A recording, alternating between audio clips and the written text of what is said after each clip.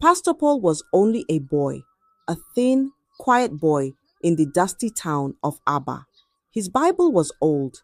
The pages looked like dry leaves, but his dreams were big, too big for the small room he slept in.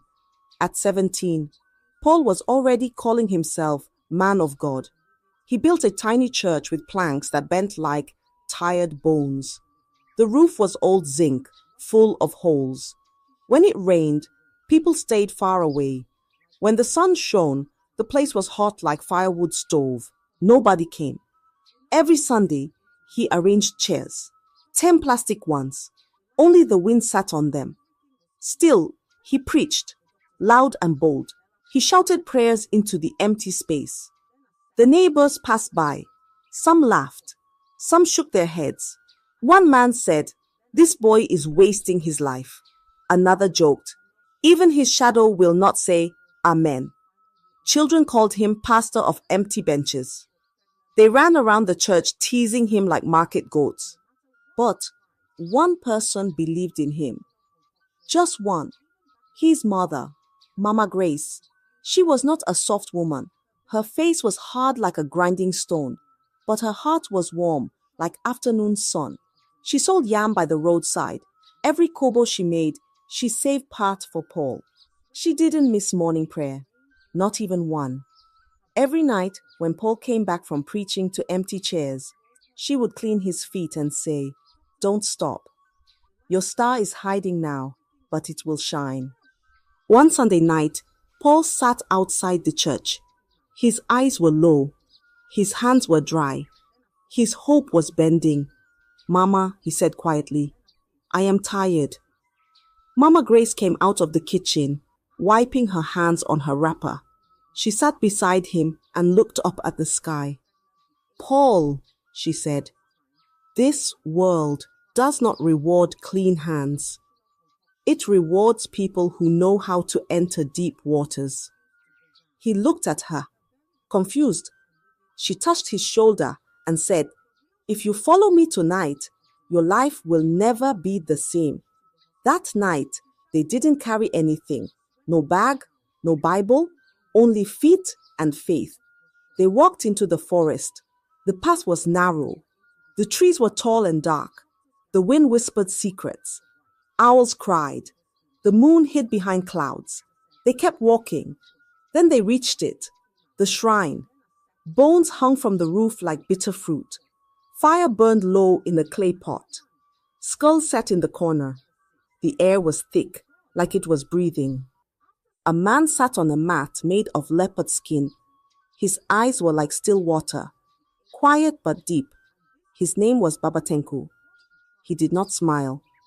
He looked at Paul and said, "If you speak of this, your tongue will rot, and your mother will die.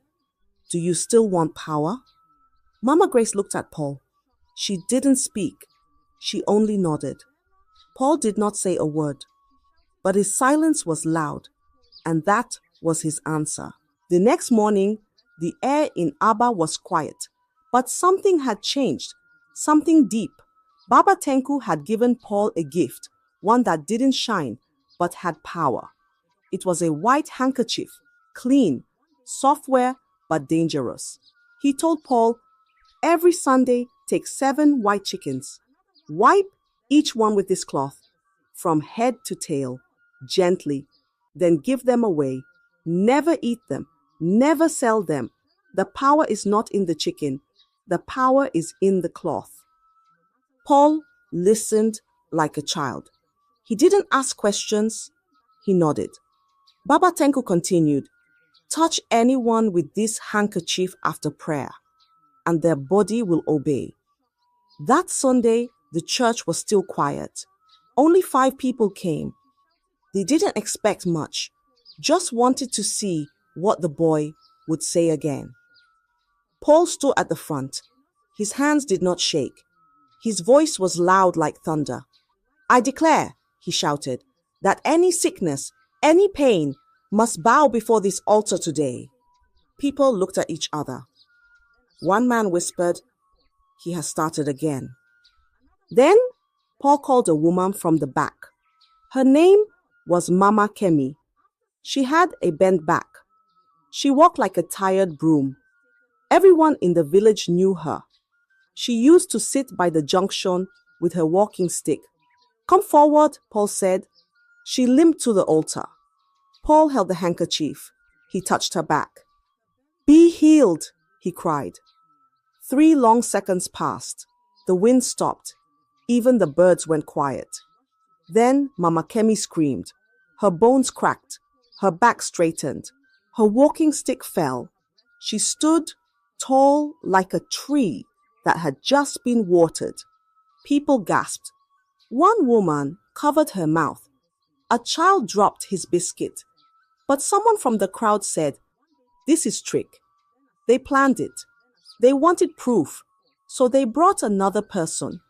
A man named Papa Ibe. He had been blind for more than 20 years. His eyes looked like glass. He couldn't see his own hand. They pushed him forward. "Try this one," they said. "Heal him and we will believe." Paul stood still. He took a deep breath. He walked close. He lifted the handkerchief. And with a voice like thunder, he said, "Let your eyes open." Silence. Then Papa Ibe shouted, "I can see! I can see!" he cried, holding his face. "Where are my children?" The crowd broke into noise. Some clapped, some screamed, some ran outside to call more people. But no one asked about the handkerchief. No one noticed it. It was still in Paul's hand, white, software, and full of secrets.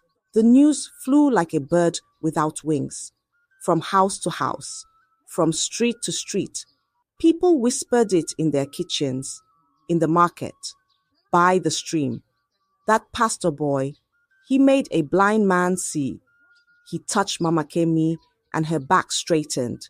It's real, oh, go and see for yourself. The next Sunday, the small church was full. Not 5 people, not 10. 15 sat, 20 stood. Some peeped through the window. Then came more. Crutches dropped, one after the other. Women who had cried for years came forward, wiping tears again, this time from joy. "My womb has opened," one shouted. "I dreamt of 3 children, and now my stomach is round," another said. A man who had not walked for 7 years stood up by himself, slowly, step by step, then faster. Then he ran to the front like someone chasing fire. The old wooden church could no longer hold the people. The floor shook from singing. The zinc roof cried when rain fell. Still, they stayed. Still, they came. One rich man named Chief Ebuka was healed of something strange. No one knew what it was. But the next Sunday, he came dancing. He smiled wide and said, "Pastor, take this land. Build something bigger." Pastor Paul smiled.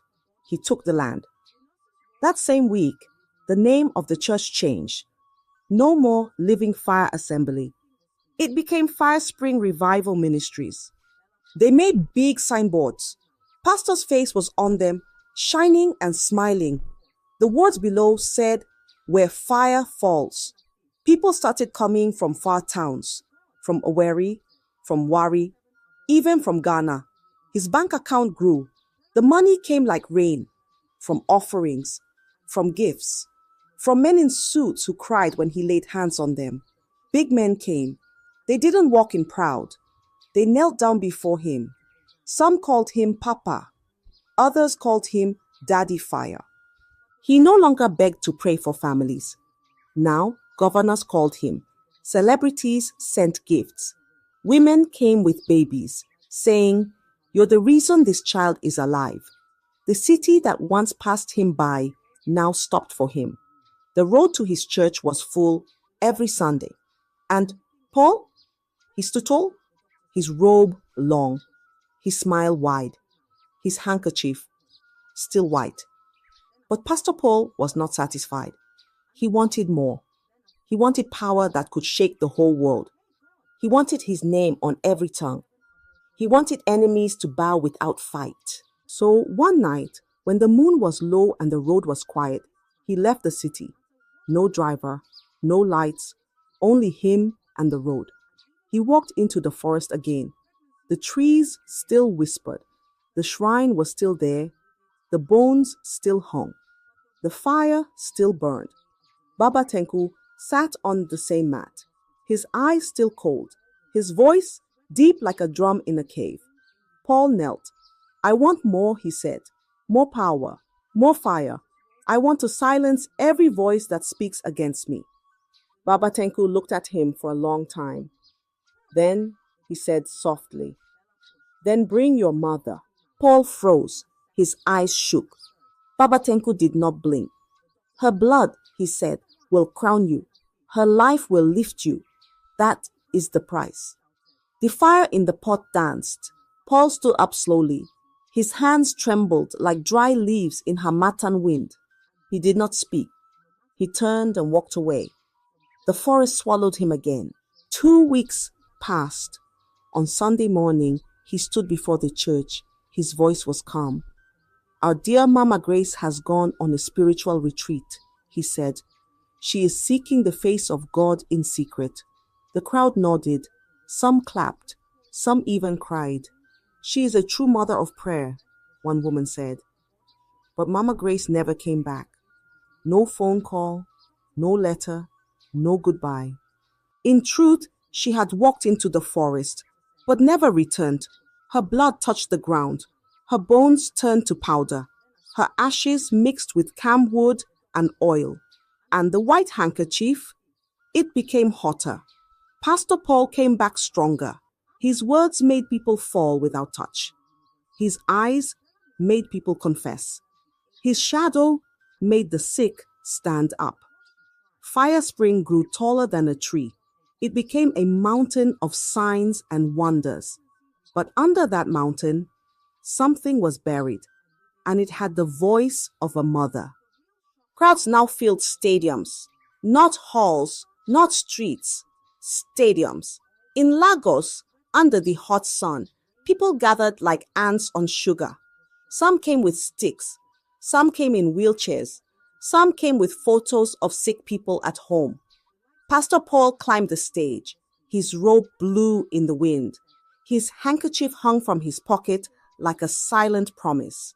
He raised it. He waved it once. He shouted, "Stand up and walk." And a man who had not walked since a car accident stood up, then ran, then cried like a baby. In Benin, it was different.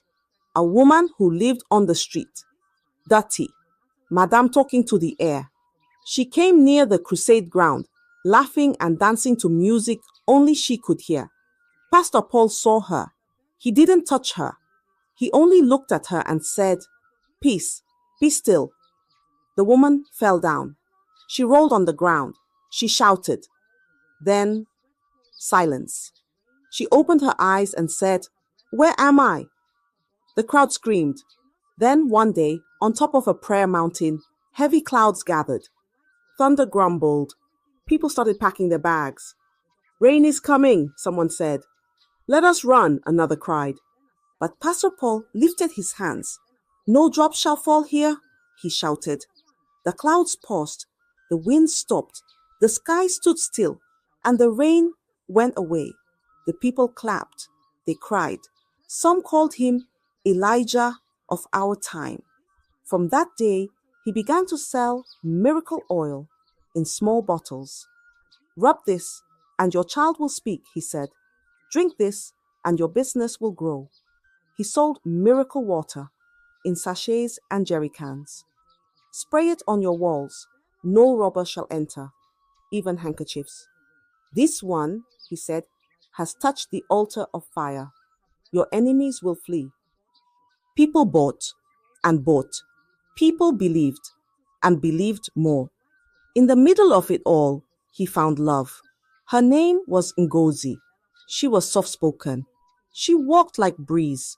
Her smile was calm, like moonlight resting on a quiet stream. She sat beside him in church, always quiet, always kind. They got married. It was a big wedding. Cameras, dancers, laughter. Soon they had two children, a boy and a girl. Paul smiled more now. He played with them, kissed their foreheads, called them my blessings. All seemed well. But inside the altar, where no one entered, deeper secrets slept, secrets tied with feathers and hair, secrets buried in calabashes, secrets that had no rest, and they were waiting, waiting for the day the cloth would fall. The world was clapping for Fire Spring, but a new sound was rising. Another fire had started, and it was burning fast. A young man called Apostle Elijah began his own ministry, Dominion Cross Ministries. He was young, but his voice carried weight. His eyes sparkled when he preached.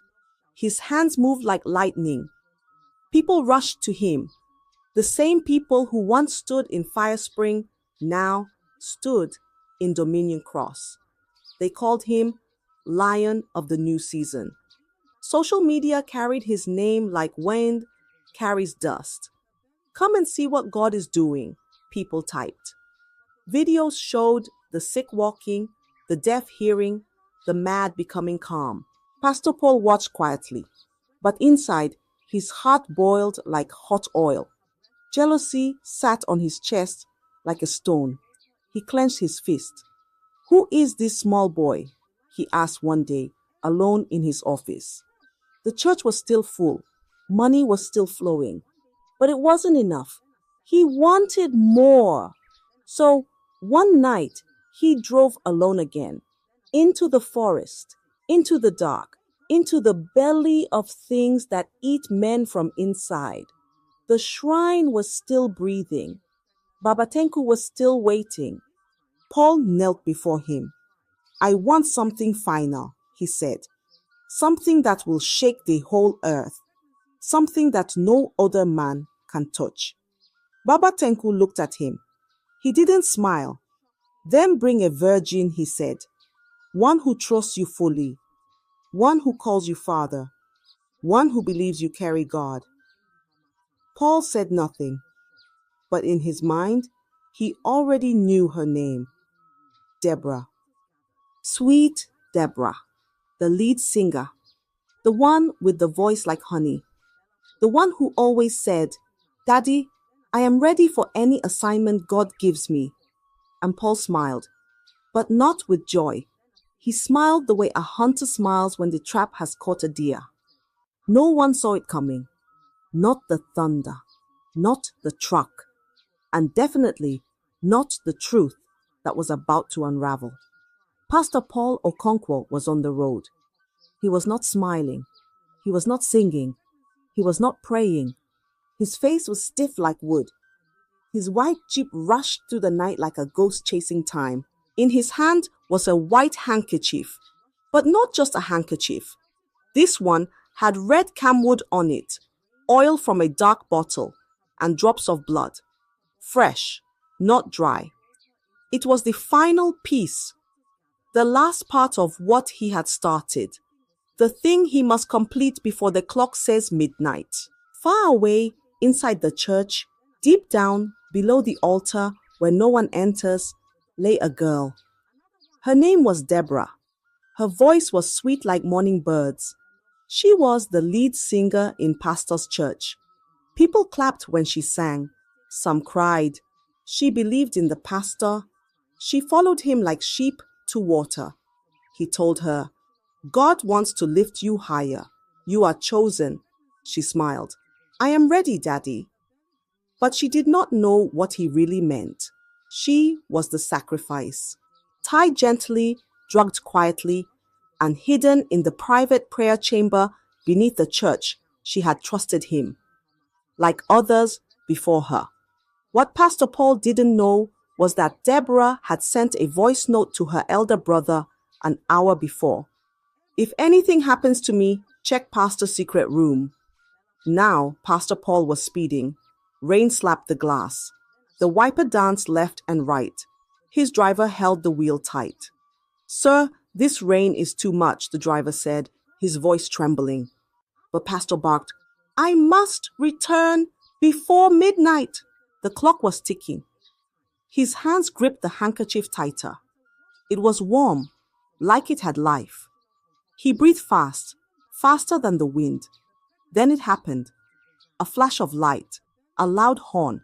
A truck came from the corner like a beast let loose. The pastor's car screamed. It turned once, then again. It rolled like a stone in a child's hand. Crash, bang, snap. Glass flew like broken stars. Metal twisted like boiled broomsticks. The jeep rolled into a ditch. The rain poured harder. Then, nothing.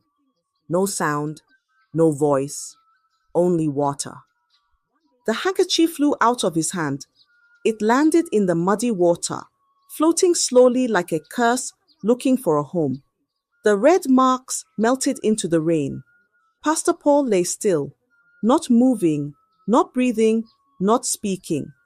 The road was quiet again, but something had broken. Something deep and far away. A girl was still waiting. The phone buzzed once. Deborah's brother picked it up. His eyes moved quickly across the screen. Then they stopped. The voice note played. If anything happens to me, check Pastor's secret room. His heart jumped. His legs started moving before his mind caught up. He did not wait. That same night, while the rain still fell, he ran to the nearest police station. My sister is in danger, he said. She's in the church, underground. The officers looked at him. At first, they didn't believe. But something in his eyes made them move. They followed him in 2 vans, with flashlights, with boots, with keys and courage. They reached the church. The gates were locked. The lights were off, but the rain kept falling. They entered. They searched the office, the altar, the storeroom. Nothing. Then they found a door behind the pulpit, covered with carpet, hidden like a snake under leaves. They pulled it open. A small staircase led down. The smell met them first.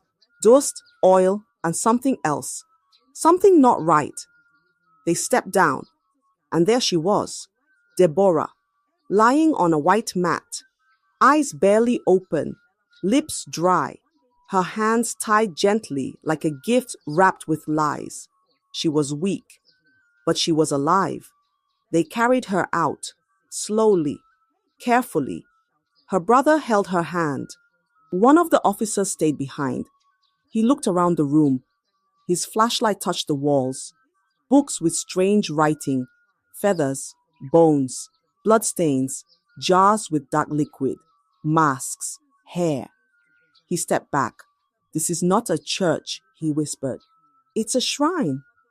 And everyone knew this was only the beginning.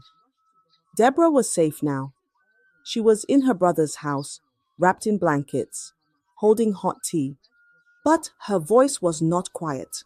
She told the police everything, how he called her, how he gave her the drink, how he smiled while lying. The news spread like fire in dry grass. Then more voices rose. Girls came out, one by one, some with voice notes, some with tears, some with fear in their eyes. He told me I was chosen. He said it was for spiritual growth. He said it was between me and God. They all said the same thing. Pastor Paul had tricked them. The city shook. People shouted. Some wept. Some tore down his posters. How can this be? Is this the man that healed my daughter? All this time, it was a lie? The church could not stand. The roof trembled. The doors were shut. No drums, no singing, no offering, only silence. And in that silence, truth stood tall. It burned every lie. It swept away every secret. Fire Spring was on fire. But this time the fire was not holy. It was judgment.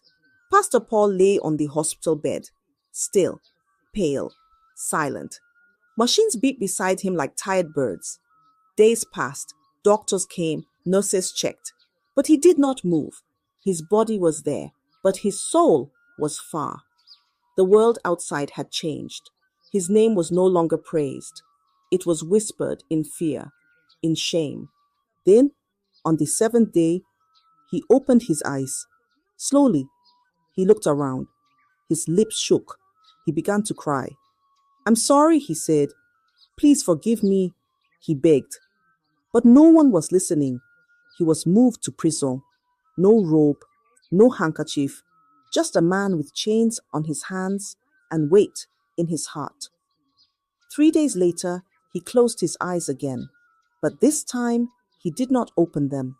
He died quietly, in a cold cell, with no one beside him.